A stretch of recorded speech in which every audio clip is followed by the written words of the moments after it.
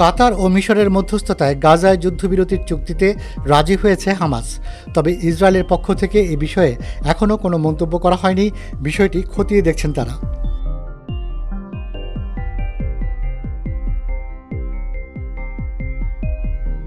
এদিকে যুদ্ধবিরতিতে হামাস রাজি হওয়ার খবরে উচ্ছ্বাস প্রকাশ করেছেন গাজার বাসিন্দারা।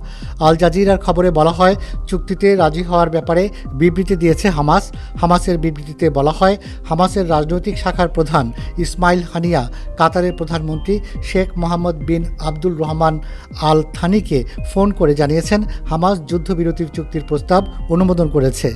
মিশরের গোয়েন্দা বিষয়ক মন্ত্রী আব্বাস কামালকেও একই কথা জানিয়েছেন ইসমাইল হানিয়া।